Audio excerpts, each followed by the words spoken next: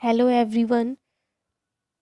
हमारे YouTube channel मंजिल IAS में 28 अगस्त की करंट अफेयर की प्रश्नोत्तरी के साथ हम यहाँ पर उपस्थित हुए हैं।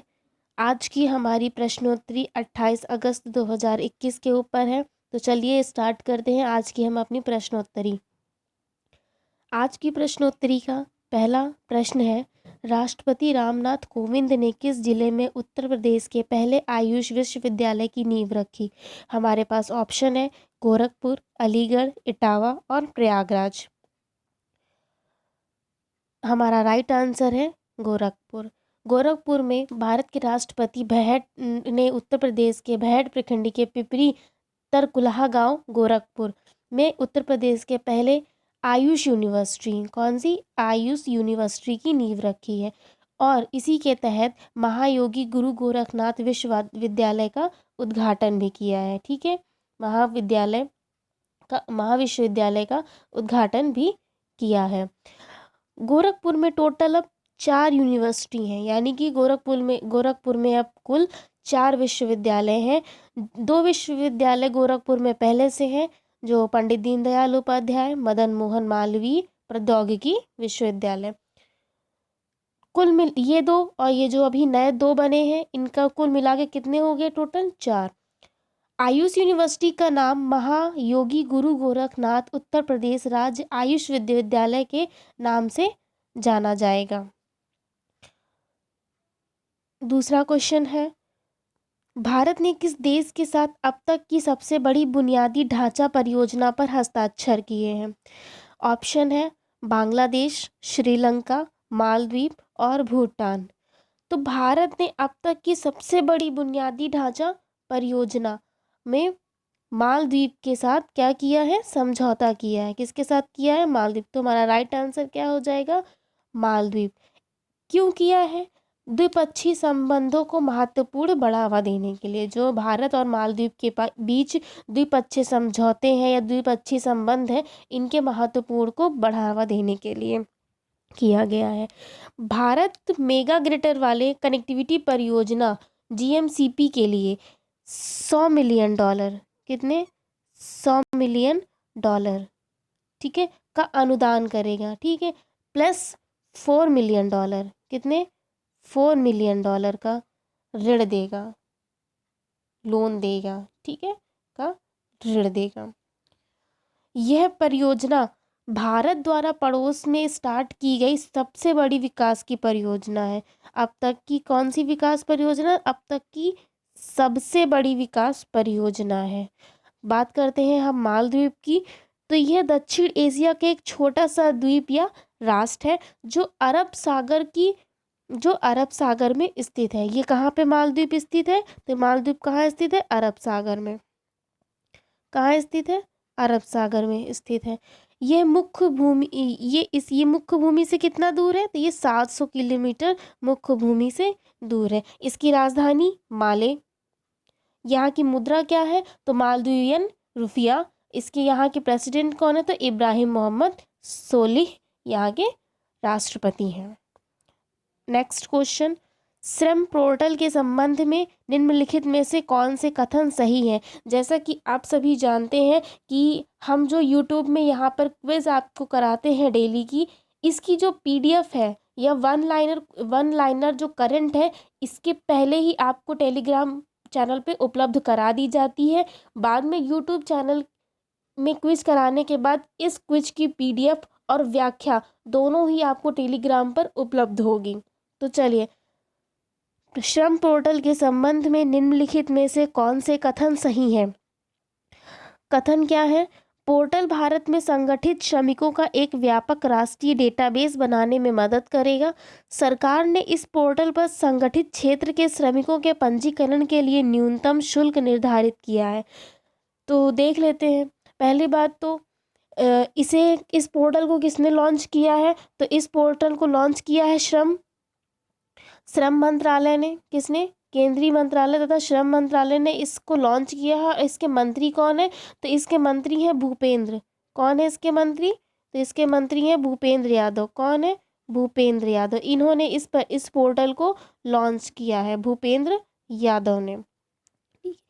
ये असंगठित क्षेत्र में 38 करोड़ श्रमिकों के डाटाबेस को तैयार करेगा। किसके? असंगठित क्षेत्र के 38 करोड़ श्रमिकों के डाटाबेस को तैयार करेगा।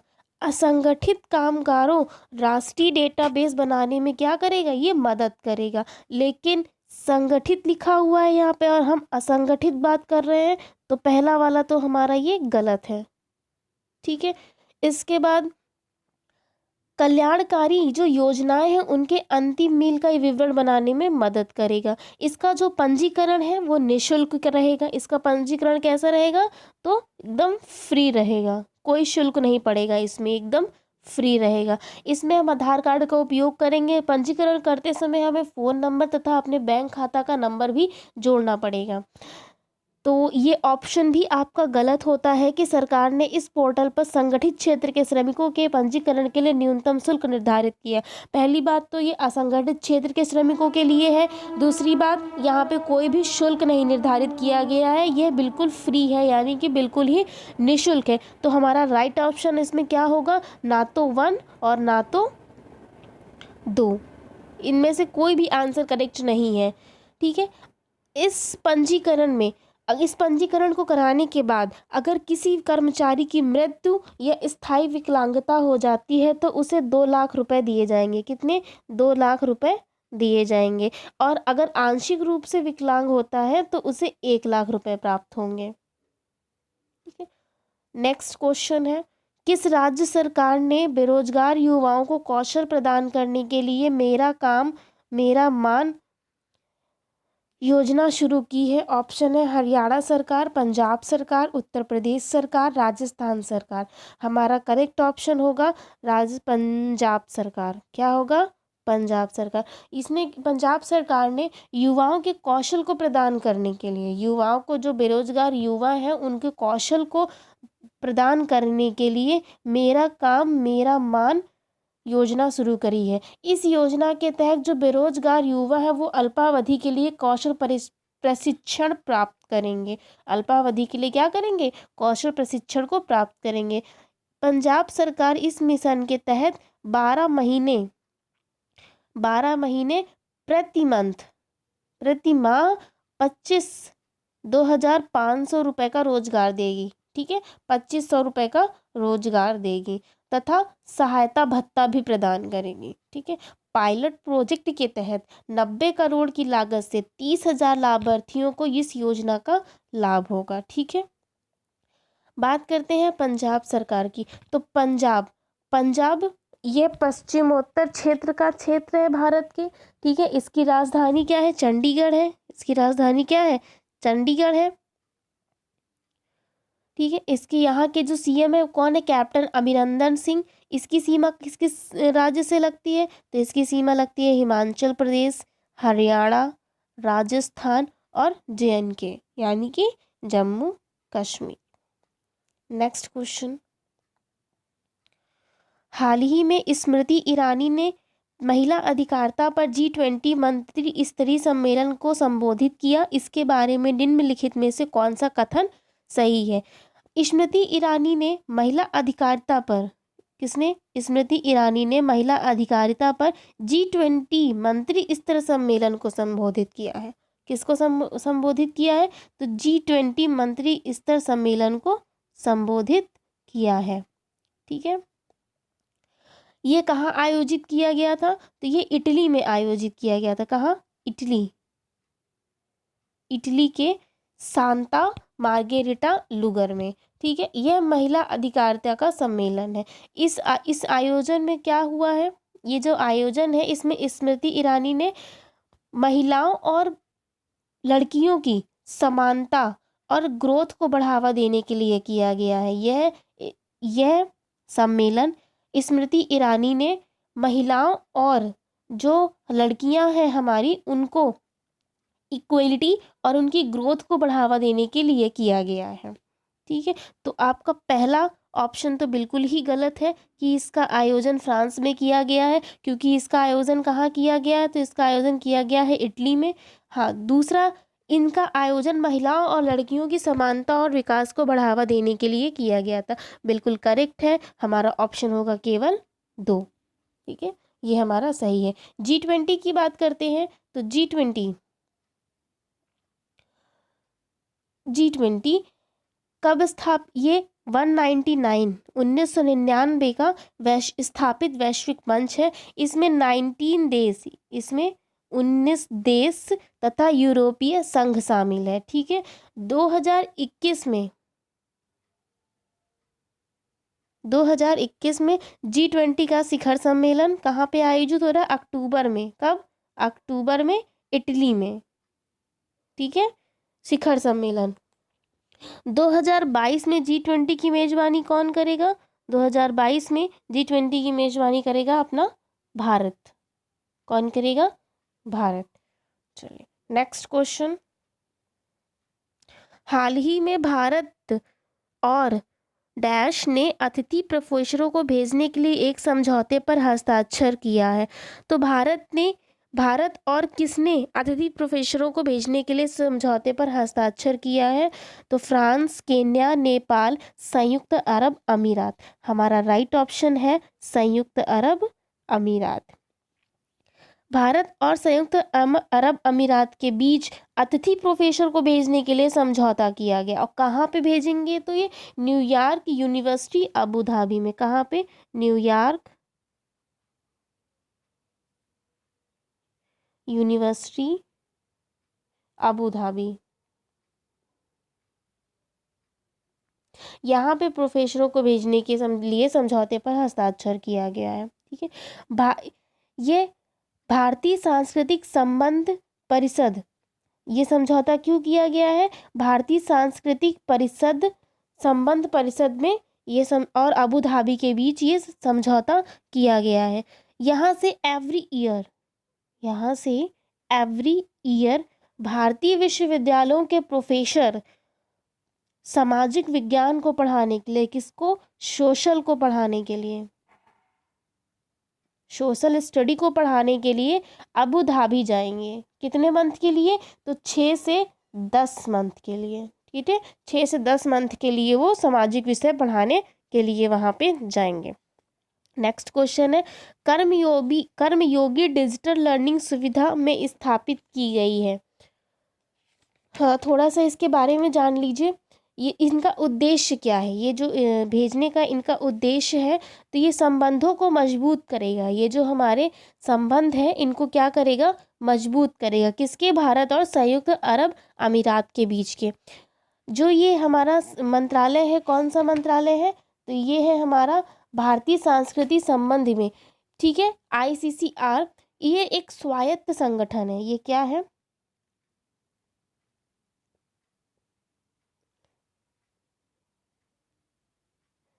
ICCR ये क्या है? एक स्वायत्त संगठन है। ठीक है, इसकी स्थापना कब हुई? तो इसकी स्थापना हुई 1950 में। इसके अध्यक्ष कौन है? तो इसके अध्यक्ष है डॉक्टर विनय सहस्रबुद्धे। 1950 में किसने इसकी स्थापना की थी? तो मौलाना अब्दुल कलाम आज़ाद ने। इसका हेडक्वार्टर कहाँ है? तो इसका हेडक्वार्टर है न्यू दिल्ली। ठीक है, नेक्स्ट क्वेश्चन। कर्मयोगी डिजिटल लर्निंग सुविधा में स्थापित की गई है। कर्मयोगी डिजिटल लर्निंग सुविधा स्थापित की गई है किसमें? सचिवालय प्रशिक्षण एवं प्रबंध संस्थान, राष्ट्रीय विद्युत प्रशिक्षण संस्थान, साइबर सुरक्षा प्रशिक्षण संस्थान, राष्ट्रीय कौशल प्रशिक्षण संस्थान। हमारा राइट ऑप्शन है सचिवालय प्रशिक्षण एवं प्रबंधन संस्थान। किसके द्वारा? तो केंद्रीय राज्य मंत्री और प्रौद्योगिकी, केंद्रीय राज्य मंत्री और प्रौद्योगिकी मंत्री कौन? डॉक्टर जितेंद्र सिंह। कौन? डॉक्टर जितेंद्र सिंह ने दिल्ली द्वारा, ठीक है, सिविल सेवकों के लिए, किसके लिए? सिविल सेवकों के लिए, जो सिविल सर्विसेज वाले, जो सिविल सेवक हैं, ठीक है, उनके लिए कर्मयोगी डिजिटल लर्निंग सुविधा का उद्घाटन किया गया। तो नॉर्मल सी बात में है, कर्मयोगी डिजिटल लर्निंग सुविधा का उद्घाटन किसके लिए किया गया है? तो सिविल सेवकों के लिए किया गया है। किसके लिए किया गया है? तो सिविल सेवकों के लिए किया गया है। ठीक है। यह केंद्र सरकार के अधिकारियों और कर्मियों के कौशल उन्नयन के लिए पाठ्यक्रम प्रदान करेगा। किसके लिए पाठ्यक्रम प्रदान करेगा? तो जो केंद्रीय और अधिकेंद्रीय अधिकारी और कर्मी हैं उनके कौशल के उन्नयन के लिए।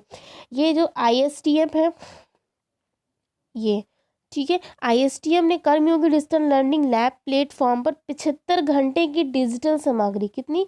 75 आवर, 75 आवर की डिजिटल सामग्री के साथ 75 पाठ्यक्रम जारी किए। कितने? 75 पाठ्यक्रम जारी किए हैं। ठीक है, नेक्स्ट क्वेश्चन है,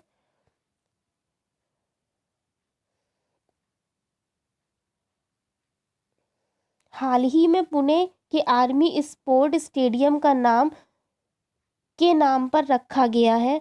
ऑप्शन रवि दहिया, नीरज चोपड़ा, मीराबाई चानू और बजरंग पुनिया। राइट ऑप्शन है नीरज चोपड़ा।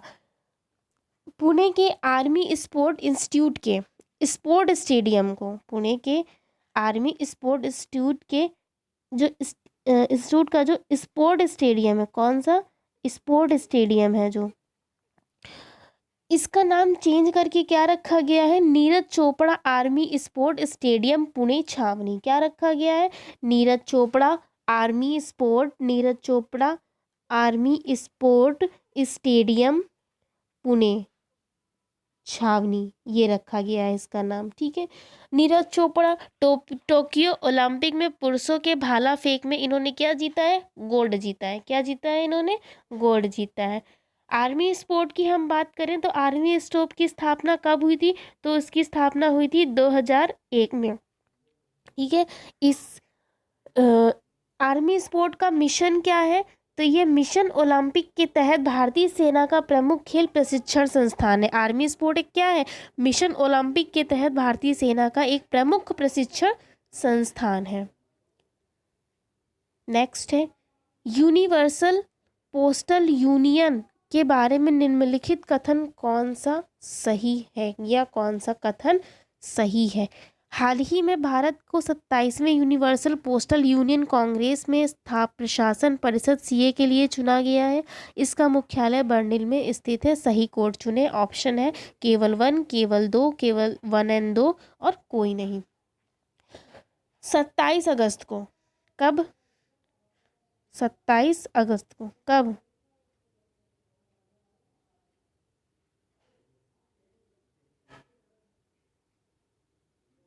27 अगस्त को 27वें यूनिवर्सल पोस्टल यूनियन कांग्रेस के प्रशासन परिषद CA के लिए चुना गया। ठीक है, इसके बाद भारत को दक्षिण एशिया तथा ओशनिया से CA चुनावों में कितने वोट मिले? 134 वोट मिले। कितने वोट मिले? 134 वोट मिले। किससे? दक्षिण एशिया तथा ओशनिया से CA के चुनावों में, यानी कि प्रशासन परिषद के चुनावों में कितने वोट मिले भारत को? तो 134 वोट मिले। आबिदजान में 27वीं UPU कांग्रेस में भारत को पोस्टल ऑपरेशन काउंसिल POC के लिए भी चुना गया, जिसमें 156 वोटों में, कितने वोटों में? 156 वोटों में 106 वोट भारत को मिल सके। हम UPU की बात कर रहे थे, तो UPU जो है इसका पहला ऑप्शन तो बिल्कुल करेक्ट है, इसमें कोई डाउट नहीं है। ठीक है, अब आगे देखते हैं इसका मुख्यालय बर्लिन में, तो हम UPU की बात करते हैं। किसकी बात करेंगे हम? UPU की बात करेंगे। तो थोड़ा सा UPU के बारे में जानते हैं, ये क्या है। इसकी स्थापना कब हुई थी? 1874 में हुई थी। यह दुनिया का सबसे पुराना और दूसरा यह दुनिया का सबसे पुराना और दूसरा अंतर्राष्ट्रीय संगठन है। क्या है? अंतर्राष्ट्रीय संगठन है। डाक क्षेत्र का अंतर्राष्ट्रीय सहयोग के लिए यह प्राथमिक मंच है। डाक जो क्षेत्र है अंतर्राष्ट्रीय सहयोग के लिए इसका क्या है? ये प्राथमिक मंच है। इसमें कितने सदस्य हैं? तो टोटल इसमें सदस्य हैं 192। इसका हेडक्वार्टर कहाँ है? तो इसका हेडक्वार्टर है बर्न, स्विट्जरलैंड में। इसके महानिदेशक कौन है? तो इसके महानिदेशक है माशा दिके मैटेको। ठीक है, तो सेकंड ऑप्शन बिल्कुल गलत है कि इसका मुख्यालय बर्लिन में स्थित। इसका मुख्यालय कहाँ स्थित है? तो इसका मुख्यालय स्थित है स्विट्जरलैंड में। तो आंसर कौन सा होगा? केवल 2। नेक्स्ट, हाल ही में राष्ट्रपति ने तमिलनाडु के राज्यपाल को पंजाब के उप राज्यपाल का अतिरिक्त प्रभार दिया है। तमिलनाडु के वर्तमान राज्यपाल कौन है? गणेशी लाल, वीपी सिंह बदनौर, बनवारी लाल पुरोहित और सुरेश कौशिक। तो तमिलनाडु के वर्तमान राज्यपाल है बनवारी लाल पुरोहित। कौन है? बनवारी लाल पुरोहित। ठीक है, ये पंजाब के राज्यपाल का अतिरिक्त प्रभार तथा जो केंद्र शासित प्रदेश चंडीगढ़ है उसका, इसके साथ साथ वहाँ का इन्हें प्रशासक भी नियुक्त किया गया है। वहाँ का इन्हें प्रशासक भी नियुक्त किया गया है। नेक्स्ट, निम्नलिखित में से किस राज्य सरकार ने इलेक्ट्रिक वाहन नीति को मंजूरी दी है जिसका लक्ष्य 2025 तक सड़क पर 20% इलेक्ट्रिक वाहनों का लक्ष्य हासिल करना है? ऑप्शन है उड़ीसा सरकार, आंध्र प्रदेश सरकार, तेलंगाना सरकार और महाराष्ट्र सरकार। तो हमारा करेक्ट ऑप्शन इसमें है उड़ीसा सरकार। उड़ीसा सरकार ने क्या किया है? इलेक्ट्रिक वाहन नीति को मंजूरी दी है। कब तक? 2025 तक। ये क्या, इसका लक्ष्य क्या है? ये 2025 तक 20% इलेक्ट्रिक वाहनों का लक्ष्य हासिल करेगी। कहने का मतलब है कि जैसे किसी ने 100 पंजीकरण कराए, कितने? 100 पंजीकरण कराए, जिसमें कि 20 वाहन क्या होंगे? इलेक्ट्रिक होंगे। 20 वाहन क्या होंगे? 2025 तक इलेक्ट्रिक होंगे। इस नीति का उद्देश्य क्या है? कि वैश्विक तापमान को कम करने में योगदान करेगा। वैश्विक जो तापमान है इसको कम करने में इसका योगदान होगा। ठीक, उड़ीसा, उड़ीसा क्या है? तो उड़ीसा राज्य कब बना? तो उड़ीसा राज्य बना था,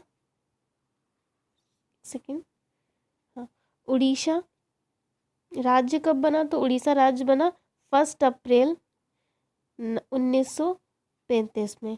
ठीक है, ये इसका, ये एरिया के अकॉर्डिंग देखा जाए, ये अगर क्षेत्रफल के स्थान पर ये 8वें स्थान पर है और पॉपुलेशन के स्थान पर इसका स्थान कितना है? 11वां। क्षेत्रफल के अनुसार इसका स्थान 8वां है और जनसंख्या के आधार पर इसका स्थान क्या है? 11वां। इसकी राजधानी क्या है? भुवनेश्वर। क्या है राजधानी? भुवनेश्वर। यहाँ के सीएम कौन है? नवीन पटनायक। राज्यपाल गणेश लाली। उड़ीसा का शास्त्रीय नृत्य क्या है? उड़ीसी। उड़ीसा का शास्त्रीय नृत्य क्या है? उड़ीसी। और राज्य पक्षी क्या है? भारतीय roller.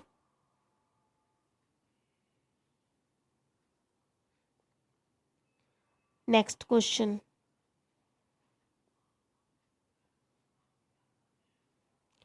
Check international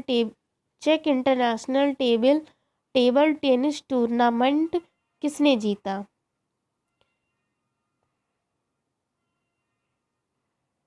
Harmeet Desai, G Sathiyan, Kamlesh Mehta, Manav Thakkar.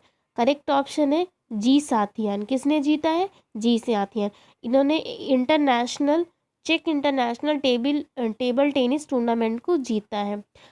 ये भारत के जो जी साथियान है ये टेबल टेनिस खिलाड़ी हैं भारत। इन्होंने किसको हरा के जीता है? तो इन्होंने हराया है यूक्रेन के येवन रिशेपा को। किसको? येवन रिशेपा को इन्होंने हराया है। ठीक है, कितने उससे हराया?